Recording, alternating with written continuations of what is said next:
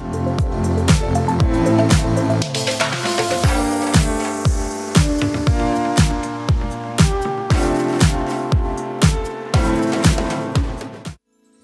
जी, welcome back. मैं मुबीन के साथ हूँ। जी मुबीन, क्या कर रहे हैं आज हम फुल बॉडी वर्कआउट कर रहे हैं सर। करें जनाब। और सबसे पहले हम लोअर बॉडी से काम करते हैं और सबसे पहले काफ एक्सरसाइज होती है। हम लोअर बॉडी काफ से शुरू करेंगे। ये जो काफ मसल कहलाता है, ओके, जिसको आप उर्दू में पिंडलियाँ नॉर्मली लोग यूज़ करते हैं। तो मैंने अपनी शोल्डर रखे, काफ को रेस किया पंजों पे। ओह अच्छा, ये सिर्फ ये बैलेंस के लिए किया है। बेसिकली जो मेन मकसद है उसके लिए अब अगर बिगनर चाहें तो बिगनर इसको ऐसे कर सकते हैं, क्योंकि उनका बैलेंस थोड़ा सा इशू होता है। मेरा तो बैलेंस है, देख लीजिए। जी बिल्कुल बिल्कुल बैलेंस है, वो बाहर लोगों में होता है इशू। Oh nice. 2 3 4 दीवार का सहारा लेके भी कर 5। सकते हैं। बिल्कुल, अगर आपका बैलेंस बिल्कुल है तो आप दीवार का सहारा लें, वरना जो सिंपल तरीके जो प्रॉपर, जिसमें प्रॉपर आपकी मसल पे इम्पैक्ट पड़ेगा वो ये है। ऐसे किया या आपने बैलेंस के लिए, ताकि आपकी बॉडी डिसबैलेंस बैलेंस ना हो। और ये कितनी मरतबा करना है? 15 रेप्स करने हैं, 3 सेट्स करने हैं। और बहुत इजी है, बहुत इसके easy अंदर है। और कुछ भी नहीं हो रहा। आप भी देखिए कि आप आराम से ऊपर नीचे जा रहे हैं, फ्लेक्स और एक्सटेंड कर रहे हैं। बिल्कुल ठीक है। जैसे अच्छा, हम आपके यहाँ जोर पड़ता है। बिल्कुल एग्जैक्टली, ये जगह मजबूत होगी, खुद ब खुद आपकी थाइज इंप्रूव। मतलब नॉर्मली लोगों को ऐसा इशू होता है कि लोगों के साथ बैलेंस का इशू होता है, चलते फिरते उनके बैलेंस आउट होता है। उसकी वजह होता है कि उनकी फाउंडेशन वीक होती है। तभी मैं सबसे पहले हम लोग ये कहते हैं कि हम आप अपनी लिटरली मैं पहले ऐसे नहीं कर सकता था, लाकर खड़े होते तो हिलते थे मतलब, लेकिन अब चीज़ ज़रा मुख्तलिफ हो गई हैं। बिल्कुल, असल में आप जितनी आपकी बॉडी स्ट्रेंथनिंग होती चली जाएगी। अच्छा, आपको ना ये कर, और मैं हमेशा एक बात याद रखिएगा, मैं हमेशा जब भी करता हूँ एक्सरसाइज तो मैं कोशिश ये करता हूँ कि मैं पहले स्ट्रेचिंग करूँ। स्ट्रेचिंग अगर आप नहीं करेंगे तो मसला होगा। स्ट्रेचिंग आपके लिए बहुत ज़रूरी है। वार्म अप बिल्कुल बहुत ज़रूरी है। वार्म अप के बिना तो कोई चीज़ वो नहीं। अच्छा, अपने काफ कर लिया, अब हम थाइस पे वर्कआउट करेंगे। ठीक है। अच्छा, थाइस के स्क्वाट्स के डिफरेंट पोजीशन है। असल में अगर आप क्लोज ग्रिप करेंगे तो इनर पे इम्पैक्ट पड़ेगा, और अगर हम वाइड ग्रिप करेंगे तो आउटर पे इम्पैक्ट पड़ेगा। तो आज मैं ऐसे स्क्वाट्स करने लगा हूँ जिसमें दोनों इनर और आउटर दोनों पे इम्पैक्ट पड़ेगा। उसके लिए मैंने अपनी इसको वाइड खोल लिया और अपनी ग्रिप्स को बेसिकली मैंने थोड़ा सा इधर हो जाएंगे तो कैमरा मुझे मिल जाए। हाँ बस, जी बिल्कुल, थैंक यू। बेसिकली पहले नॉर्मली स्क्वाट्स लोग यूं करते हैं स्ट्रेट। हाँ, ठीक है। हाँ। और इसी वजह से स्क्वाट्स में इम्पैक्ट जो होता है प्योर आप पे आता है क्वाड्स पे। लेकिन मैं जो आज बता रहा हूँ उसमें दोनों आउटर और इनर, ओके, हैमस्ट्रिंग और क्वाड्स मसल दोनों पे। ओके, मैंने इसको क्रॉस किया। ठीक है, यूं क्रॉस किया, हल्का सा क्रॉस किया, Okay. ज़्यादा नहीं, थोड़ा सा इन्वर्टेड शेप में। ये? यस हाँ, ये मैंने गया डाउन, ये down, bend, hold, 1 bend and hold, 1 2 3 up, oh down. उसका पूरा इम्पैक्ट आपके अच्छा, इनर वो और outer I can feel it. इधर भी होता है, इधर भी हो रहा है। बिल्कुल फील होगा। Down, 1 2 3 enough, up. Okay, exactly 15 reps करने, 3 सेट्स करने। एक चीज़ हमारे यहाँ जो बहुत गलत, लोग स्क्वाट्स या कोई भी ऐसी बैक वर्कआउट करते हैं उसमें उनकी कमर जो होती है वही होती है। हाँ, और ये चीज़ जी प्लीज़ आप, अगर आप ये कमर पे आर्च बना रहे हैं, अगर आप कैमरा में दिखाएं बैक को, अगर ये जो आर्च बन रही है बेसिकली आप अपने लिए इंजरी क्रिएट करें। आप एक्सरसाइज को गलत तरीके से कर रहे हैं, आपका पोस्चर अलाइनमेंट आउट हो जाता है। इवन लोग कहते हैं यार मैंने वर्कआउट किया, आई मेरी कमर, जबकि उसमें उस मसल का कोई इम्पैक्ट ही नहीं है। मतलब अभी तो हम बेसिकली साइज का एक्सरसाइज करें, बैक वर्कआउट तो कर ही नहीं रहे। लेकिन इससे अगर हम अपने पोस्चर को अलाइन करेंगे, फिर मैं फिर दिखा देता हूँ, एक दफ़ा देख लें।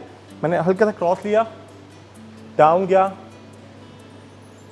1 कमर बिल्कुल सीधी रखनी है, 3 अप। सिंपल 15 रेप्स करने हैं। और ये कितने 15 रैप के 3 सेट्स, 15 रेप्स करने हैं, 3 सेट्स करने हैं। ये हम बिल्कुल बात करें।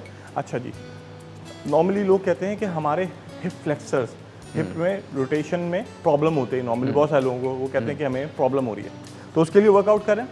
सिंपल हम गए साइड वर्ड्स, राइट, इसके 15 राइट साइड कर लिए। इसको मैंने रोटेट किया, पूरे एग्जैक्टली पूरा रोटेट किया, एंटी क्लॉकवाइज, राइट। 15 राइट किए मैंने, 3 सेट्स किए हैं, और 15 अब लेफ्ट करूंगा एग्जैक्टली, क्योंकि हमें दोनों साइड्स को बराबर बैलेंस करना है। आप इसको यूं भी कर सकते हैं एग्जैक्टली, बिल्कुल बैलेंस।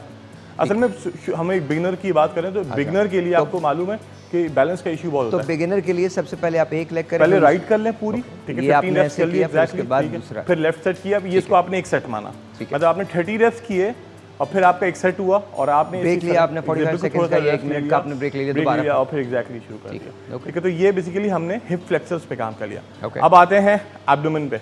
ओके, आपको इधर होना पड़ेगा सर, इधर बिल्कुल इधर होना पड़ेगा। चले बिल्कुल रशियन ट्विस्ट के नाम से एक एक्सरसाइज कहलाती है, रशियन ट्विस्ट। इसमें ये सबसे मुश्किल है, मैं कभी नहीं कर सका, नहीं इतनी मुश्किल नहीं है, कभी नहीं कर सका मैं आज तक। असल में पता है क्या हमारे यहाँ क्या होता है, लोग का बैलेंस वो क्या करते हैं, यूं उठने की कोशिश करते हैं। ओके, यूं नहीं उठा जा सकता रशियन ट्विस्ट में, अगर एज अ बिगनर वैसे तो उठ जाए लेकिन यूं नहीं, लेकिन आपने सिंपल पहले यूं किया, लेट गए, आपने अपनी टांगें उठा ली, बस right left, okay, right and left. Alright. देखिए असल में जो रशियन ट्विस्ट में आप भी ऐसे कर रहे हो, आप क्या कर रहे होंगे, आप असल में लेटते होंगे हाँ, और अपनी बॉडी को उठाने की कोशिश करते अच्छा होंगे। मुझे मुबीन ब्रेक लेना है, we'll talk about this later, लेकिन मुझे लगता है मुझे और मुबीन को साथ में एक्सरसाइज करनी चाहिए।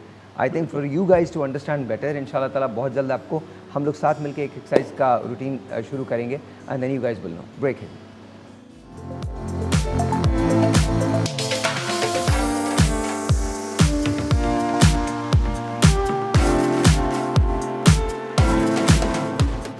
ऑलराइट जी, once again welcome back. Russian twist पे हम आ गए थे, तो बताइएगा जरा। चलो रशियन ट्विस्ट के लिए मैंने कहा था, जैसे साहिर भाई ने कहा था कि एकदम लोग नहीं उठ पाते क्योंकि उसमें बैलेंस नहीं बन पाता। मुझसे नहीं होता। मैंने बताया ना कि वो आप यूं करने की कोशिश कर रहे होंगे। Okay. ठीक है, इसके तरीका ये है कि आपने अपनी आर्च नी पूरा बनाया, आर्च यहाँ पे आए, बॉडी को सिर्फ अब आपने यहाँ पे से क्रंच पोजीशन पे आ गए। ठीक है, आपने हल्की सी टांग उठाई, बस कुछ नहीं करना, राइट लेफ्ट राइट, यही तो नहीं होता। लेफ्ट राइट लेफ्ट, ये नहीं होता। Right left. असल में आपके ऑब्लिक मसल जैसे स्ट्रेंथनिंग होती चली जाएगी, खुद ब खुद आप ये करते चलेंगे। अच्छा। अगर आपको करना है तो मैं आपको इसकी अभी इसी के लिए एक्सरसाइज बताता हूँ, वो आपकी ये ऑब्लिक स्ट्रांग हो जाएंगे। मेरे ख्याल में ऑब्लिक वगैरह सब स्ट्रांग है, मेरा दिल नहीं चाहता है करने को। असल बात ये बात फिर ये बोले ना कि हाँ, आपकी तो दिल नहीं चाहता। बात है, यही बात है, मेरा दिल ही नहीं चाहता, मैं यूं करूं, नहीं दिल चाहता मेरा। हाँ, चलें। अच्छा चले जी, इसके हमने 15 रेप्स किए, 3 सेट्स किए, रेस्ट अपने हिसाब से ले लें 30 सेकंड, मतलब अगर कोई एडवांस लेवल है 15 सेकंड का रेस्ट ले ले एक सेट के बाद, और 45 सेकंड से बिगिनर तक ले लें रेस्ट। ठीक है, अच्छा जी, नेक्स्ट वर्कआउट करते हैं एब्स के लिए। ओके, रीच अप करेंगे आज हम। क्या करेंगे? क्रंचेस आपने देखे, क्रंचेस नॉर्मली यूं करते हैं ऐसे, ठीक है ऐसे, और प्रॉपर प्रोफेशनल जो होते हैं वो पूरा ऐसे करते हैं। हाँ, पूरा। ठीक है, अच्छा मैं अच्छा, ये आज पूरा ज्यादा ऐसा करना बेहतर है या हल्का भी कर सकते हैं? डिपेंड करता है बेसिकली। अगर आपको सिर्फ अपर को टारगेट करना है तो हाफ क्रंच कर लें, ठीक है, अपर ऐप को, और अगर आपको पूरा टारगेट करना है मिडल और अपर, तो आप पूरा आके स्ट्रेंथ कर लें। ठीक है, अच्छा मैं आज करा रहा हूँ रीच अप। रीच अप के अंदर मैंने अपने हाथ शोल्डर पे नहीं रखे, मेरे नीज वही एग्जैक्टली यहाँ पे 18 इंच का फासला होता है, नी और हिप और आपके पैर का, हाथ रखे ऊपर, और वाह, इसका पूरा इम्पैक्ट लोअर और मिडल पे आता है, इसका इम्पैक्ट क्रंच से ज़्यादा हो जाता है। ओके, अगर जो ओबीस लोग हैं, आम एक प्रोफेशनल नहीं, ओबीस लोग, क्योंकि यहाँ पे बेसिकली यहाँ पे चर्बी बहुत होती है, तो वो इससे उठना मुश्किल हो जाता है। ओके, तो okay, reach up 1।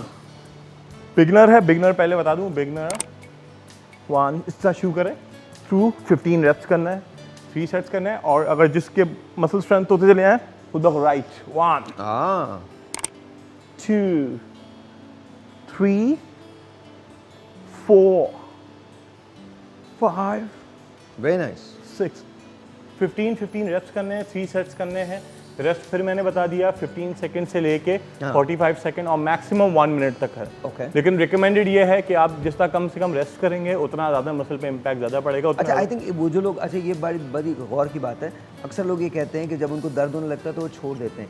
I think जब दर्द होने लगे तो थोड़ा सा और करना चाहिए। असल में इसकी फिजियोलॉजी कुछ इस तरीके से है कि जब आपको पेन होता है उसी वक्त वहाँ पे मसल डेवलपमेंट शुरू होती है। ठीक है, क्योंकि वहाँ पे हम बहुत सारी चीज़ों मसल फाइबर थोड़ा सा स्ट्रेच हो रहे होते हैं, वहीं पे प्रोडक्शन शुरू हो जाती है मसल की, और हम वहीं पे छोड़ देते हैं। और आपको प्लीज़ अपने प्रिंसिपल ऑफ ओवरलोडिंग, एक एक्सरसाइज के फिजियोलॉजी थेरेपी है, पूरी एक थ्योरी है, उसमें जितना बंदा अपने आप को एक्सटेंड करेगा, ओवरलोडिंग में ये कि अपने आप को मैक्सिमम पुश करो ताकि मैक्सिमम आउटपुट जनरेट करो। आई थिंक देखो इसी तरह से है कि जब वो गालिब ने कही थी ना बात कि मुश्किलें इतनी पड़ी मुझ पे कि आसान हो गई, तो जितना मुश्किल तुम पे पड़ेगी ना उतना ज़्यादा तुम्हारी इंड्योरेंस जो है वो बढ़ती है। Exactly. और जब तुम्हारी इंड्योरेंस बढ़ जाती है, अब जैसे मैं आपको बताऊं, अभी मैं और मुबीन बात कर रहे थे, तो मैं ये चाहता हूं कि मेरी जो अपर बॉडी है उस पर मैं काम करूं, लोअर बॉडी पे काम करूं, अपर बॉडी पे काम करूं, एंड मेरे मसल थोड़ा सा गेन हो जाए यहाँ से। तो उसके लिए जाहिर है एक्सरसाइजेज बहुत ज़रूरी होती हैं। क्वेश्चन ये होता है कि क्या आपके पास वो इंड्योरेंस है, क्योंकि जब आपका मसल बनने वाला होता है ना, आप क्विट कर जाते हैं। Exactly, that's what the thing is. अच्छा जी, एक छोटे से ब्रेक लेते हैं। Thank you Mubeen, and will be talking to you. आज आपने एक्सरसाइज बड़ी कमाल बताई है, Thank you, एंड आप उसको ट्राई कर सकते हैं। छोटा सा ब्रेक है, मिलते हैं ब्रेक के बाद। Thank you.